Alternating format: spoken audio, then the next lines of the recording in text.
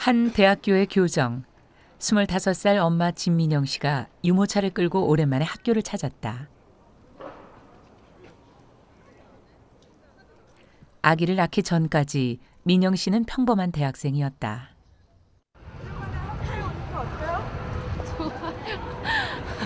학교 다니고 싶어요. 애들 보니까 좀 다 제 밑에 학번이네요. 몇 학기 남았어요? 이제 2학기 남았어요. 민영 씨에게 지난 2년은 천둥과 번개가 12번도 더 지나갔던 시간이었다. 원치 않았던 임신, 남자친구와의 이별, 낙태와 출산 사이에서 부모님과의 갈등, 그리고 결국 학원마저 당분간 포기해야만 했다. 근데 이제 엄마는 병원 가서 아기 낙태 문의를 하려고 했었던 거였죠. 같이 가서. 근데 제가 이제 가서 배 아프다고 그러면서 초음파를 보니까 초음파 사진 왜 찍냐고, 지울 건데 그렇게 얘기를 하셨었어요. 엄마가 결정하지 말고 내가 결정할 거라고 계속 그렇게 얘기하고.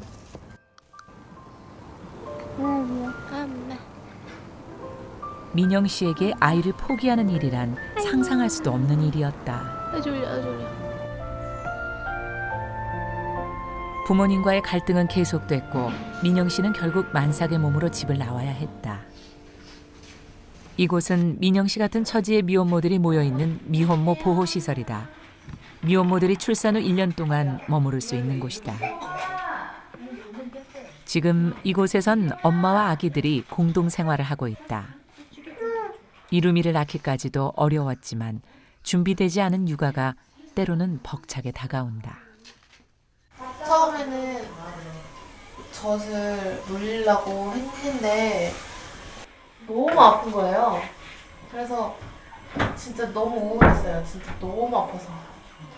그래서 안 물리려다가 이를 안 물고 다 까지면서도 여기 먹이는데 아프기만 아프지 안 나오는 거예요. 결혼도 하지 않은 채 아이의 엄마가 된다는 현실 앞에 민영 씨라고 갈등이 없었던 건 아니다. 그래 해야겠다라고 병원을 알아보기도 했었지만 지울 자신도 없었어요. 그냥 부딪히면서 보고 싶어 하고, 그러니까 보고 싶어 하는 것도 그렇고 부딪히면서 같이 사는 게 더 나을 것 같다고 생각했어요. 민영 씨도 막연하지만 언젠가는 엄마가 될 것이라고 상상은 했었다. 꿈꿨던 가정의 모습도 있었다. 하지만 지금 이런 모습은 결코 아니었다. 저는 정말 결혼해서 가정을 잘 가지고 살려고 했었는데 이렇게 틀어졌다는 거에게 모든 게 제가 원인이고 이런 게 좀 되게 마음이 아팠던 것 같아요.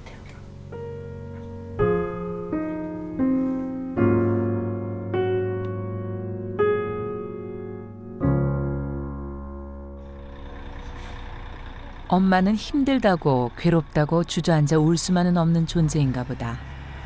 시설에서 이루미를 돌봐야 할 시간, 민영 씨가 어디론가 향한다.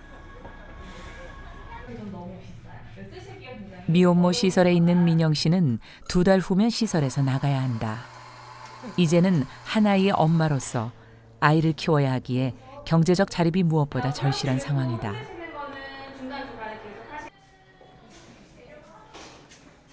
학원 수업 중에도 시설에 두고 온 이루미가 걱정되는 민영 씨. 선생님, 저 민영인데요. 지금 이루미 자요? 네. 선생님 모유 먹였어요? 아, 네. 애기 모유 먹고 지금 자려고 품에 안겨 있대요. 계속 언제 끝나지? 근데 그래도 안 울고 있을 거라는 믿음이 있으니까. 아이에 대한 불안을 떨치고 민영 씨는 수업에 집중하려고 노력한다. 수업을 마치고 아이에게로 향하는 발걸음이 빨라진다. 시설로 돌아갈 때면 언제나 이 길을 걸어간다는 민영 씨. 금요일 날 특히나 옷이 좀 화려하더라고요. 그래서 진짜 나도 저럴 때가 있었는데 하면서 지나가면서 더 빨리 집에 가고 싶어요. 친구들과 쇼핑도 하고 카페에서 수다도 떨며 청춘을 즐기고 싶은 마음은 25살 민영 씨도 마찬가지일 것이다.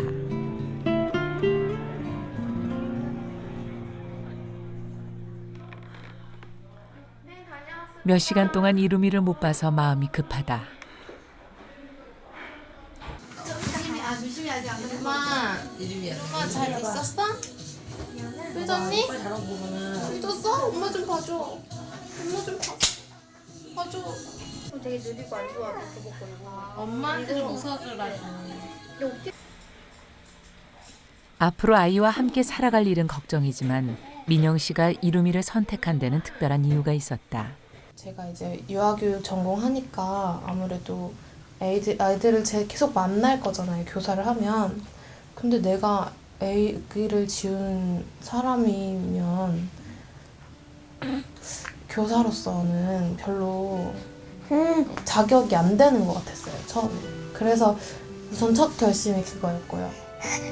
제가 고민했던 게 아기 혼자 키워서 저한테 아기를 안 맡길 것 같다는 생각이 들었었어요. 만약에 어린이집이든 유치원 교사를 하든 똑바로 된 교사가 아니라고 생각할까 봐 그런 걱정이 좀 더 많은 것 같아요. 아기에 대한 것보다.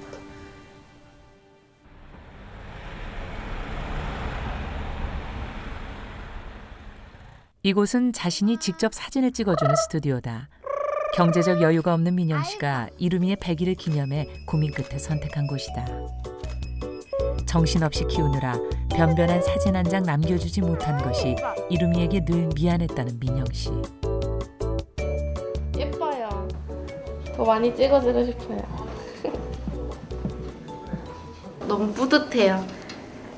만약에 아기를 안 키웠으면 이런 뿌듯함은 없겠죠? 민영 씨는 이루미에게 또 스스로에게 다짐을 한다. 이루마, 먼 훗날 우리는 이 순간을 어떻게 기억하게 될까? 지금은 많이 부족한 엄마지만 더 이상 울지 않는 엄마가 될게. 앞으로 더 단단해질게.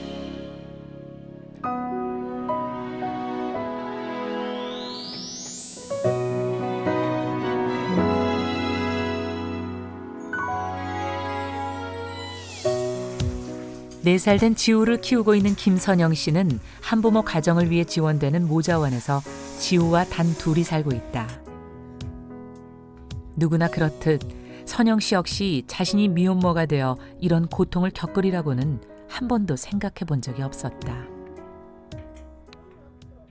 이제 원래는 이제 연애를 할 당시에는 연락도 그렇게 많이 했던 사람이 점점 유신을 하고 자기가 힘들어지면서 연락 조금씩 안 하고 연락이 내가 하지 않으면 안 하고 막 그러면서 이제 그것 때문에 되게 많이 싸웠어요. 책임지기 싫으냐? 그럼 얘기를 해라. 내가 알아서 할게 라고 얘기를 하면은 아니다. 내가 책임진다고 하지 않았네. 기다려 달라. 내가 지금 집안 사정도 안 좋고 해서 그런다. 하지만 아이 아버지의 약속은 지켜지지 않았다. 아이 아버지는 무책임하게 떠났고 선영 씨는 모든 것을 혼자 감내해야만 했다. 그때는 이제 다 봤잖아요. 중간에 이제 초음파, 입제 초음파도 다 보고 했는데 지울 수는 없고 그러면 어떻게 해야 되지?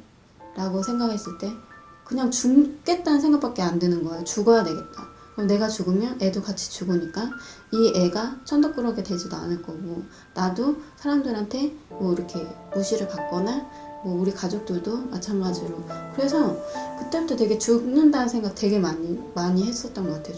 죽고 싶다. 죽어야 되겠다. 근데 애가 움직이면 내가 애 하나 못 키울까?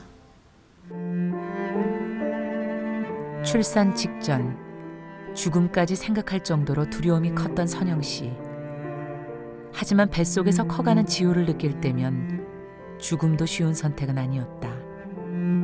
그렇다고 입양 역시 선영 씨에겐 두려운 그 무엇이었다. 그러니까 입양을 보내라고 얘기를 하시는데 진짜 막 뚝뚝뚝뚝 떨어지는 거예요. 입양을 보낸다고 해서 정말 입양이 좋은 대로만 갈까라는 생각이 그때도 항상 들었던 것 같아요. 차라리 그냥 내가 죽으면 죽었지 입양을 못 보내겠는 거예요. 지우는 무럭무럭 커갔다. 하루가 다르게 커가는 지우의 모습은 선영 씨에게 기쁨이기도 했지만 지우가 커갈수록 가정이라는 울타리를 만들어주지 못했다는 자책감이 선영 씨를 괴롭혔다. 특히 아이가 평화롭게 잠든 밤이면 고통은 더 크게 느껴졌다. 밤이 되면 막 이렇게 누워가지고 울음소리가 들리면 안 되잖아요. 막 눈물을 막 흘리고 꺼이꺼이도 못하고 그냥 계속 눈물 흘리고 그랬던 것 같아요. 그래서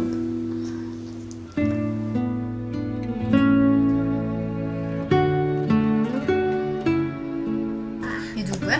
네. 엄마가 안고 달래서 한 거야. 부셨다. 지우는 아빠 없어. 엄마 아빠야. 나보고 이제 내가 엄마 아빠라 이거예요. 엄마 아빠야. 그래가지고 아니야 지우도 아빠 있어. 단지 같이 안 살 뿐이야. 어디지? 알았어. 라고 얘기를 하면서 좀 되게 침울해하는 내 기분인지 몰라도 침울해하는 그런 부분이 좀 보일 때가 있어요. 가끔 나도 깜짝깜짝 놀랄 때가 있어요. 근데 왜 그런 얘기를 갑자기 했어? 그냥 갑자기 자기가 하더라고.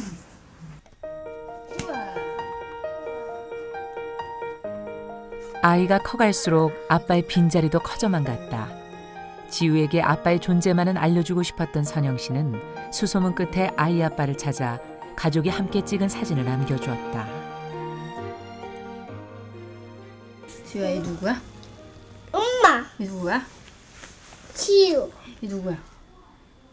제가 모르겠어. 얘 누구야? 모르겠는데. 몰라? 왜 몰라?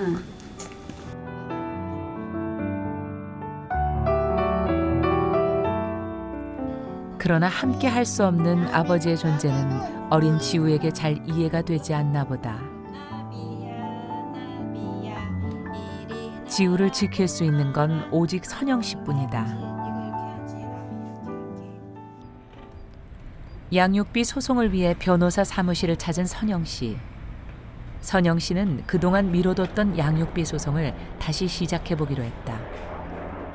선영 씨는 이미 양육비 소송을 통해 아이 아버지로부터 30만 원의 양육비를 지급받으라는 판결을 받았다.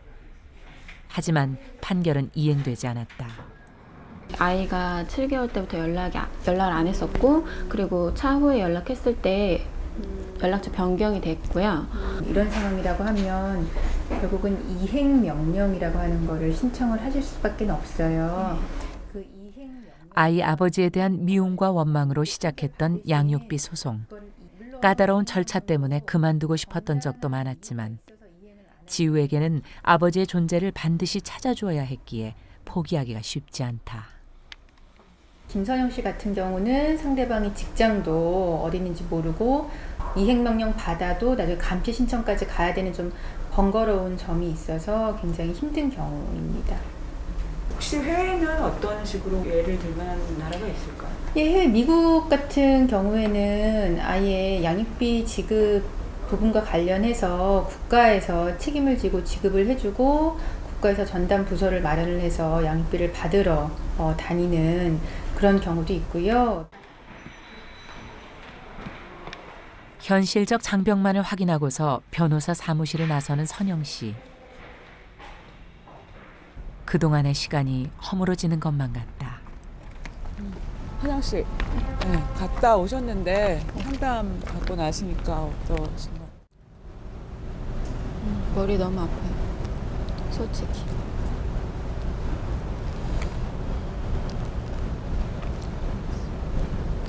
사람을 폭행을 하잖아요. 그럼 그게 형사 처벌이 되잖아요. 근데 솔직히 말하면 이거는 사람을 폭행한 것보다 더 악질의 범죄라고 난 생각을 하거든요. 왜냐면은 아이의 권리를 철저하게 무시하는. 아이 아버지는 선영 씨에게 미워할 수밖에 없는 존재지만 지우에게는 엄연한 아버지다. 아이 아버지의 문제는 선영 씨를 누르는 무거운 숙제다.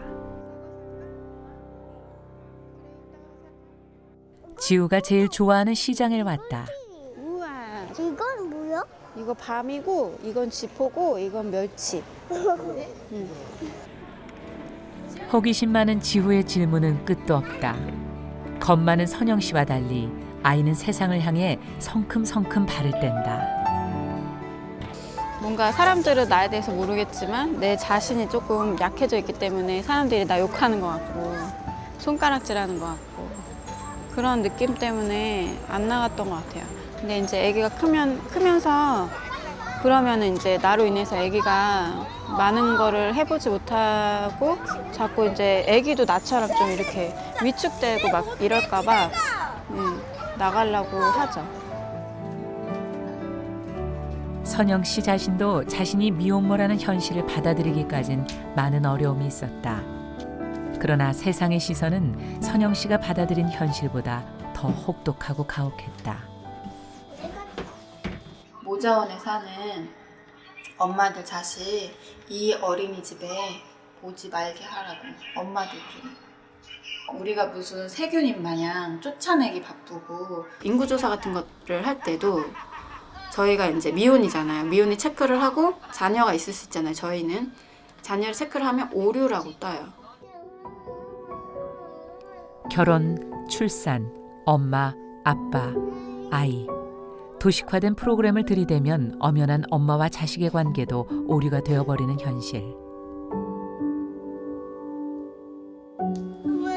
그럼 토마토 주스 먹고 치카치카해. 네. 할 거야? 네. 방송 출연도 선영 씨에겐 어려운 결정이었다.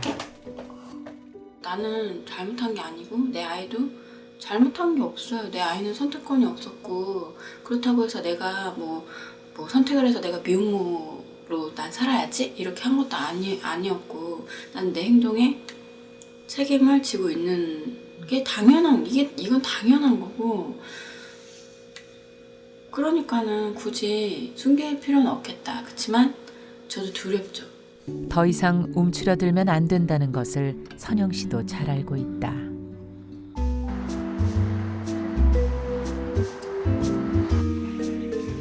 지훈의 집 아침이 여느 때보다 부산하다.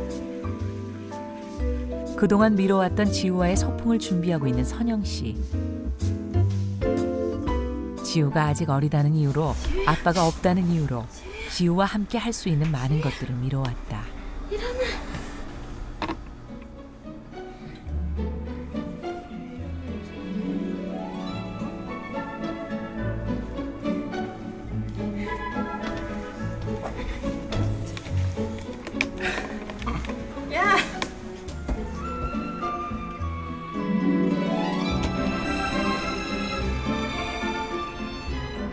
아이가 어렸을 때는 혼자 아이를 안고 여행을 가는 것이 쉬운 일이 아니었다.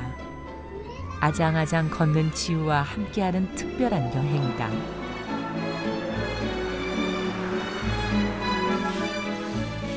지우와 함께 야외에 나오니 선영 씨의 기분도 후련해진다. 다른 사람들이 겪지 않는 불행이 왜 나에게만 닥치는지 원망도 했었다. 원치 않았던 삶과 죄인이 된 것 같은 마음에 분노도 했었다. 하지만 고통이 지나간 자리에 사랑스러운 지우가 있다. 1500년 된 커다란 은행나무 앞에선 지우는 지금 무슨 생각을 하고 있을까?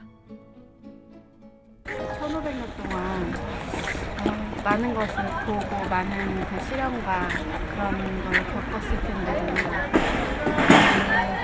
웅장함 이런 게 약간 느껴졌거든요. 재미없기도 하고 이런 생각들 하면서 나도 내가 지금 뭐 행복하면서도 이제 좀 힘들기도 하고 하지만 그래도 나도 잘 해낼 수 있으면 좋겠다. 지우야, 커다란 은행나무는 어떻게 그 오랜 시간 모진 비바람과 폭풍을 이겨냈을까?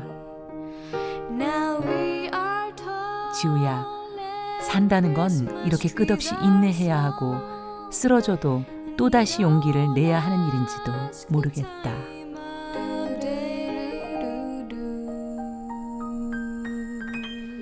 미혼모들이 세상에 대해 더 적극적으로 말하기 시작했다. 포커스를 거기다 두자는 거죠. 미혼이 아니라 뭐에 두자는 거죠.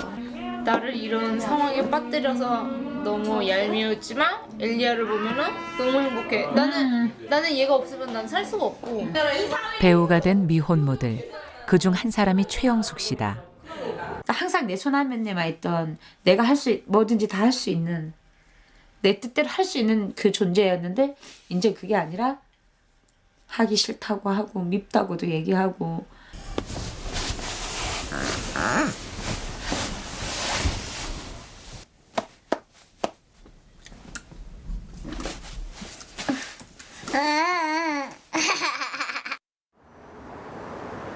최영숙 씨는 8살 준서를 홀로 키우고 있다. 오늘은 준서가 학교 들어가서 처음으로 맞는 운동의 날이다. 오늘 운동회 뭐 해 너? 응? 뭐 해? 달리기 몇 명이랑 달리는 거 그거? 2명이랑 달리는데. 운동회를 앞둔 준서보다 형숙 씨의 마음이 더 설레인다.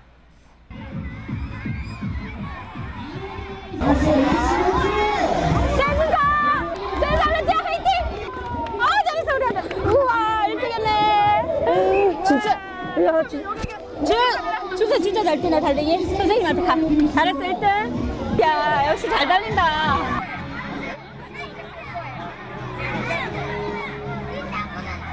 잘해서 1등 했어요. 이야 달리기 진짜 잘하는데. 엄마 봐봐. 아이 봐. 준서가 대견스러운 형숙 씨.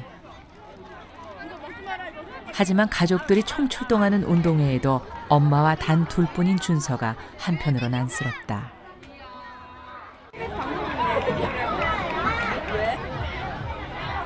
저기는 할머니도 오시고 그러잖아요. 근데 저는 학교 행사, 그러니까 여기 처음인데 이번엔 처음이고 입학식 때도 처음 혼자 왔고 제 마음 안 편하죠. 근데 아빠가 없어도 뭐 할머니나 외할머니나 이런 사람, 이모나 이런 사람들이 와주면 좋은데 그것도 없으니까. 근데 그건 좀 미안하더라고요. 그러니까 가족을 아기 때는 모르겠는데 크면서 가족이란 의미를 알기 시작할 때 아이한테 항상 엄마랑만 이제 가족이 없는 거잖아. 엄마 이외에 다른 사람의 가족이. 그건 좀 미안하긴 하더라고요. 결혼하지 않은 채 준서를 낳고 키운 세월은 형숙 씨에겐 지독한 외로움의 시간이기도 했다.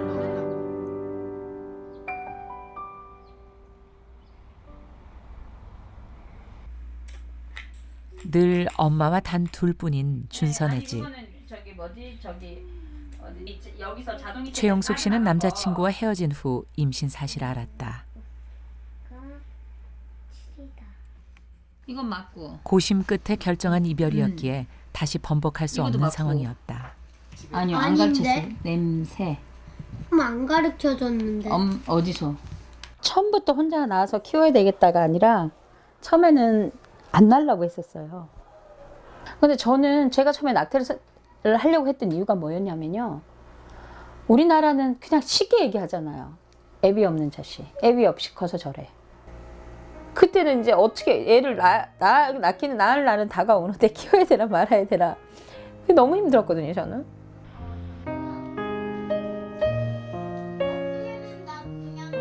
낙태와 출산 사이에서 고민하는 동안 뱃속의 아이는 커갔고 준서는 태어났다. 결국 준서는 태어나자마자 입양기관으로 보내져야 했다. 애기 보낼 때도 막 아프지 힘들지 않았거든요. 이상하게 실감이 안 났던 것 같아요. 그냥 애기 안고 있다가 저희 아들한테 처음에 뭐라 그랬냐면 아가 이제 그만 가 하고 넘겨줬어요.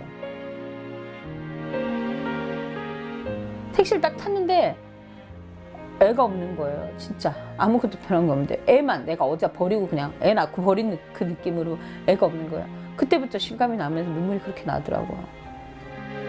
두고 온 아이 생각에 잠을 이룰 수가 없었다. 저 밤에 보고 싶어서 베개로 입틀어 맞고 3시간씩 4시간씩 울고 그랬거든요. 아이를 입양기관에 맡기고 2주 만에 다시 찾은 준서. 형숙 씨는 아직도 그날을 생생하게 기억한다.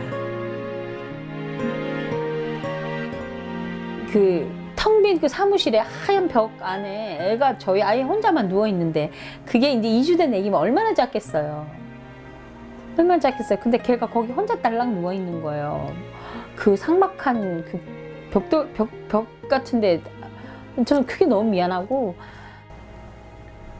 아 이제 눈물 없을 줄 알았는데. 뭐가 제일 재밌었어? 달리기. 됐지? 달리기 진짜 잘하더라 준서야. 준서를 다시 찾긴 했지만 그 후 예기치 못한 일들이 벌어졌다. 가족들과는 등을 돌려야 했다. 오빠가 저한테 그 얘기를 했었거든요. 넌 너무 이기적이라고 생각하지 않냐? 너 어떻게 너밖에 생각하지 않냐? 오빠가 못 키우게 했거든요. 오빠마저도 그런데 엄마 아빠 아시면 얼마나 큰 충격일까 그런 생각도 했고. 그 후로 7년 동안 형숙 씨는 부모님 댁을 찾아갈 수도 없었고 준서가 자라는 모습도 부모님께 보여줄 수도 없었다.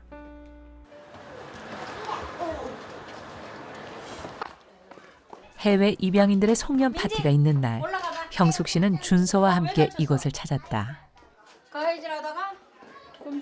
준서를 입양기관에 보냈던 경험 때문에 오래전부터 인연을 맺어왔던 곳이다. 만약에 내가 그때 아이를 선택하고 안 데리고 왔으면 10년, 20년 후에 여기 앉아서 애를 찾으려고 하지 않았을까 그 생각도 들어요. 준서를 입양기관에 보냈던 경험이 있었기에 아이를 입양 보낸 엄마들의 마음이 어떨지 누구보다 잘 알고 있는 형숙 씨. 이 단체에서 만난 노금주 씨 역시 30년 전 아이를 입양 보냈던 엄마다. 어떻게 사셨어요? 나는 2주 보내놓고도 힘들어 죽는 줄 알았는데. 어떻게 그거는 말로 다 할 수가 없어. 왜냐면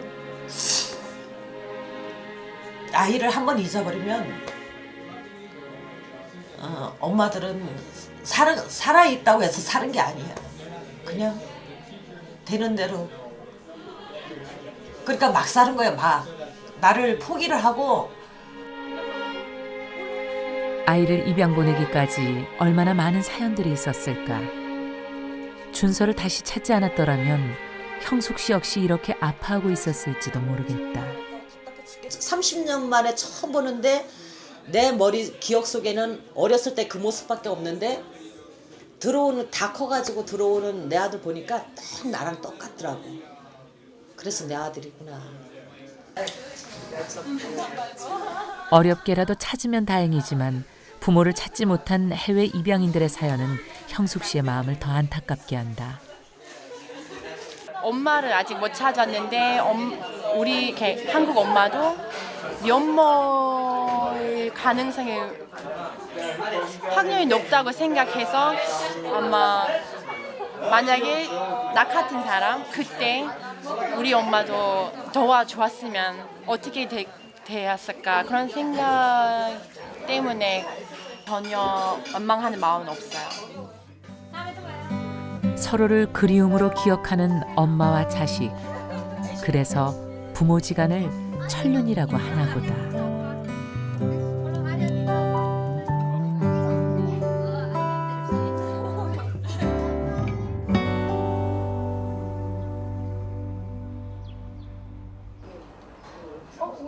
입양인들을 만나고 온 다음 날 아침. 고춧가루 만들 거야. 근데 그거 가지고 어떻게 고춧가루 만들어? 더 있어야지. 더 있어야 돼? 그럼 내가 밭에서 갔다 올게.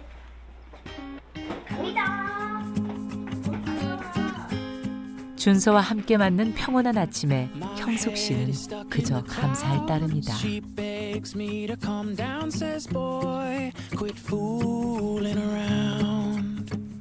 I told her I love the view from up here, warm sun and wind in my... 오늘은 최용숙 씨가 2년 동안 찍었던 영화가 개봉되는 날이다. 영화 출연은 세상을 향한 그녀의 용기이기도 했다.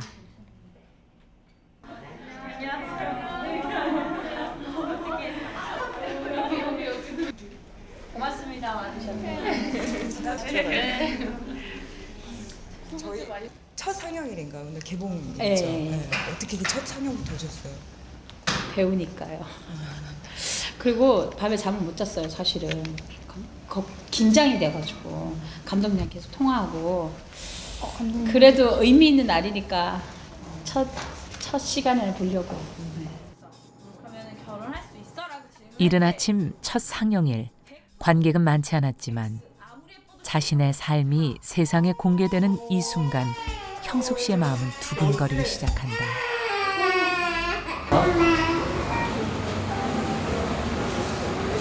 우리의 상황이 소원이었던 거야? 오마이갓! 그렇구나. 나는 그냥 한 남자한테 사랑받으면서 살고 싶은 거지. 참 모순이다. 사람들은 결혼하지 않은 채 엄마가 된 사람들의 이야기를 어떻게 봐줄까? 두렵기도 하고 설레기도 한다. 날씨 따뜻하다. 이분들이 정말 보통 엄마들이랑 똑같구나. 결혼을 하지 않고 아이를 낳는 순간 그 미혼모라는 그 굴레, 그러니까 그 모든 것들을 위해 서게 되거든요. 그런 것들이 좀 깨졌으면 좋겠고요. 영화가 끝난 후 그냥 헤어지기가 아쉬워 친구들과 카페에 들렀다.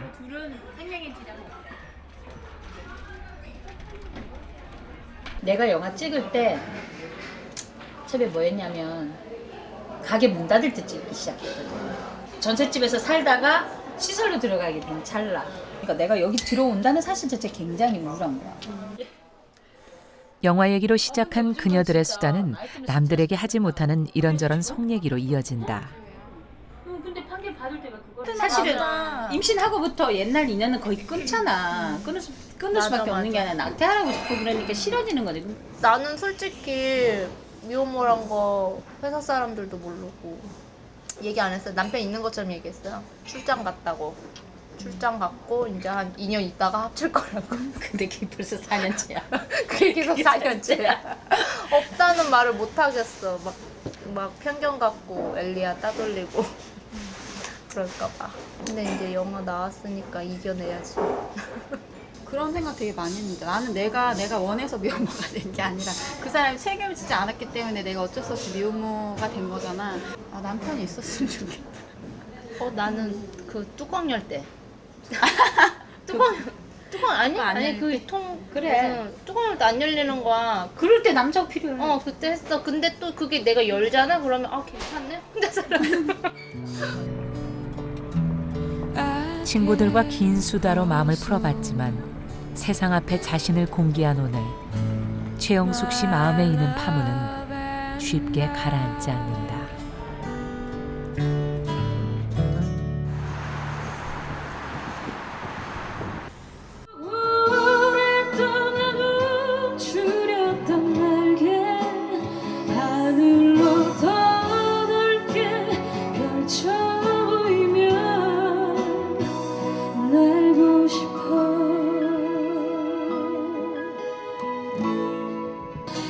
여섯 살 은채 엄마 한채훈 씨의 직업은 가수다.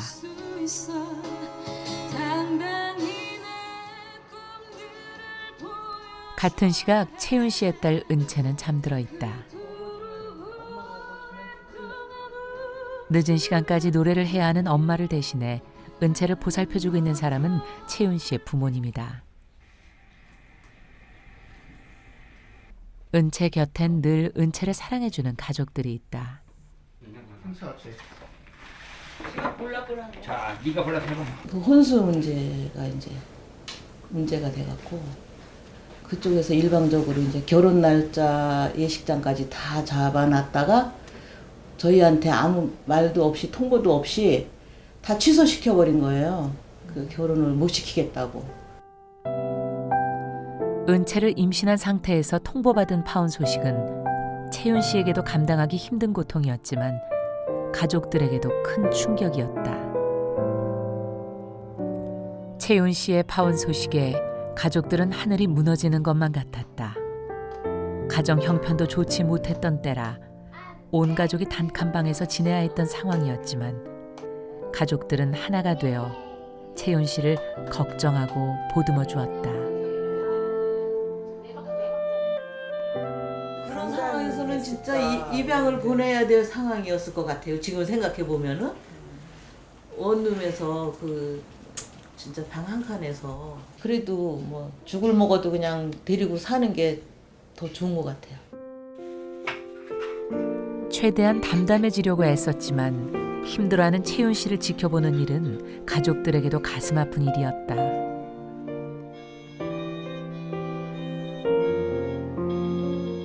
많이 이게 힘들고 흔들렸던 시기였고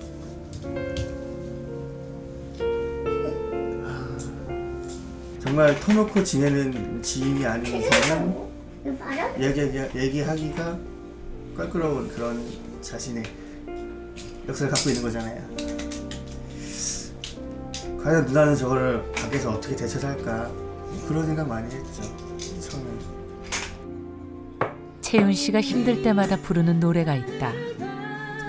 너는 항상 혼자가 아니야. 비가 와도 모진 바람 불어도 다시 햇살은 비추니까 눈물 나게 아픈 나랑 크게 한 번만 소리를 질러봐. 내게 오려던 연약한 슬픔이 또 달아날 수 있게. 그때는 유산 방지제를 맞으면서 이제 병원에서 이제 생각을 많이 했었죠. 아, 이게 어떤 게 옳은 선택인가. 막 저희 가족들이 다 품어줄 그 준비를 다 하셨더라고요. 그 전에는 뭐 각자 생활을 하는 약간 그런 분위기였는데 은채 태어나고 나서 저희 가족들이 많이 은채 중심으로, 그러니까 아기 중심으로 굉장히 이렇게 단합이 잘 되는 편이 됐거든요. 채윤 씨 가족은 아침이면 늘 함께 운동을 나간다. 인체가 또 쉬고 하니까.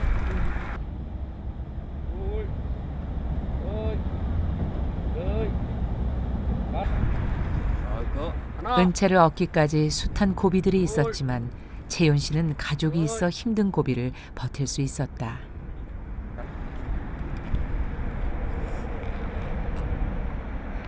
청중들에게 뭘 멋있게 해줄 수 있는 것은 오직 운동뿐이다. 이걸 참고 해라. 숨이 차더라도. 그래서 제가 권하고 자꾸 함께 따라와서 저를 열심히 따라오면 돼요. 아버지와 함께한 운동의 힘 때문이었을까. 커다란 아픔을 겪고 엄마가 된 채윤 씨의 마음은 이전보다 훨씬 단단해졌다. 저를 얘기할 때 제 가족과 제 은채를 또 빼놓고 얘기할 수가 없거든요. 아주 가장 소중한 존재이기 때문에 뭐 가수 한채윤은 어떤 사람 딱 얘기할 때 한 아이의 엄마, 그리고 가족의 어떤 그런 제가 가장 역할을 좀 하고 있는 입장이어서 네, 그런 좀 든든한 버팀목이다라고 이렇게 얘기를 하고 싶어요, 저는. 은채가 유치원에서 돌아올 시간, 채윤 씨는 일을 하러 나가야 한다. 하지만 오늘은 특별히 짬을 내 은채와 함께 보내기로 했다. 네, 은채 좀. 은채? 아, 은채. 은채! 잘 놀았어? 엄마와 함께하는 시간이 많지 않은 은채에게 엄마는 무조건 반가운 존재다. 은채가 꺼내봐. 야, 왜 춤을 춰?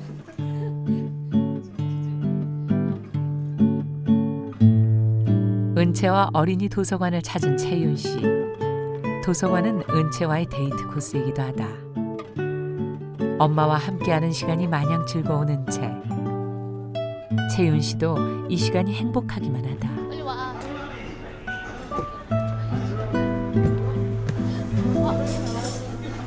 떡볶이 1인분만 주세요.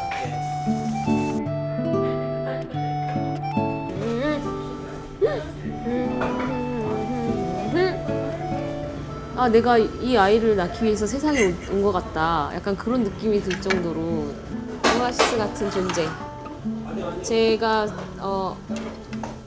살아갈 수 있는 힘을 주는 에너지. 엄마가 일하러 갈 시간이 되자 금세 시무룩해지는 은채. 엄마가 일하러 안 갔으면 좋겠어?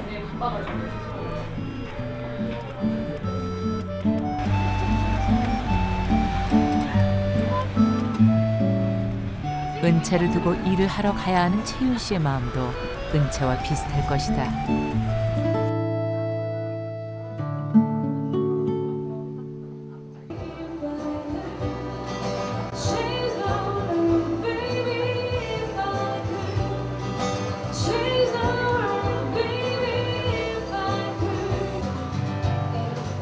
하루에 두세 곳 카페를 옮겨 다니며 노래를 부르는 채윤 씨.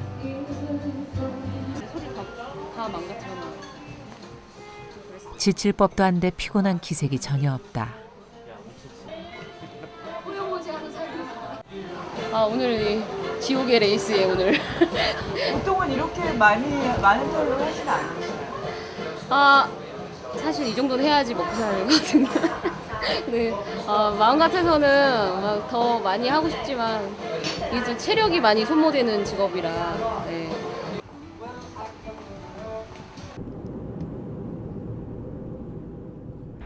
노래를 마치고 집으로 돌아가야 할 시간. 채윤 씨가 녹음실에 왔다. 눈물이 흘러요.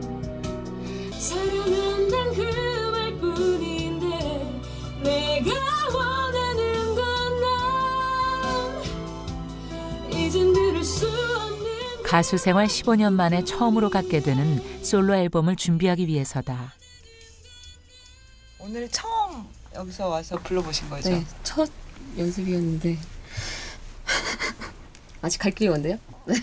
이게 오늘 약간 좀 발성이 좀 안 되는 그런 날도 있거든요. 네, 가수들이 뭐 다 꾹 누르면 노래 나오는 것도 아니에요. 다 그날 상태 봐가지고 또 달라질 수도 있는 건데 하면은 할 것 같은데요. 네. 첫 연습이어서일까 실력 발휘가 제대로 되지 않는다. 금방 하실 것 같은데. 근데 조금 길게 노래를 길게 끄는 경향이 있어요 지금. 좀 더 담백해져야 돼 지금. 그러니까 기교를 최대한 뺀다고 생각하시면 될 거예요. 음과 길이에 대한. 자신의 꿈이 은채와 가족의 꿈이기도 하기에 늦은 밤 채윤 씨는 피곤도 잊은 채 꿈을 위해 열심히 달려간다.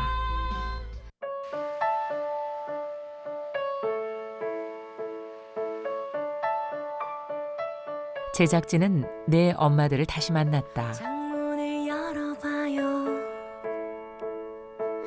눈부신 날씨예요. 민영 씨와 이루미를 다시 만난 곳은 서점이었다.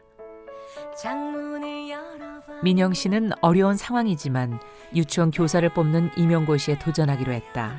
애기 두고 학원 다니기 힘드니까 우선 그냥 책 사서 공부하는 걸로 해봐야 할 것 같아요.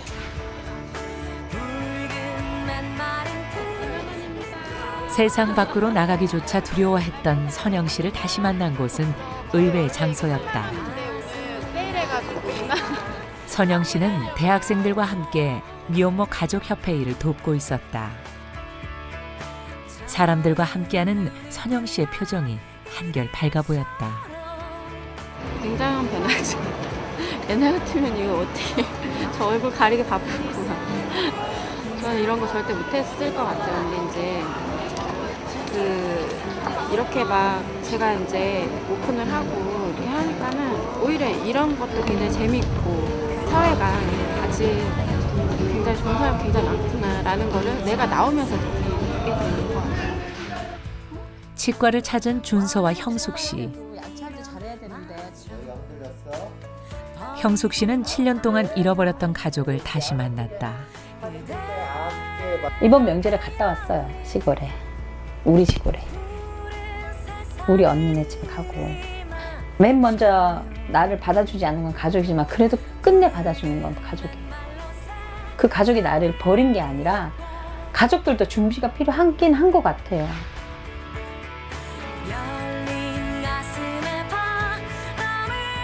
채윤 씨의 모습은 많이 달라져 있었다. 첫 앨범 출시를 위해 프로필 사진을 찍고 있는 채윤 씨는 무척 행복해 보였다. 어색해요. 저 아닌 것 같아요. 근데 되게 자연스러워요. 되게 작가님이, 사진 작가님이 되게 편하게 해주셔가지고. 은채야, 엄마 이뻐? 지금 위해서 열심히 달려나갈게. 걱정하지 말고 엄마 믿고 엄마만 믿고 따라와. 행복하게 해줄게. 사랑해. 결혼하지 못한 채 엄마가 되었다. 세상을 향한 번지 점프였을까? 세상은 생각보다 외롭고 쓰라렸다.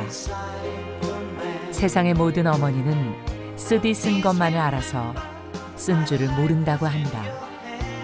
나의 어머니가 그랬던 것처럼 아이의 든든한 버팀목으로 영원한 지지자로 거칠고 험한 길이라도 뚜벅뚜벅 걸어가려 한다.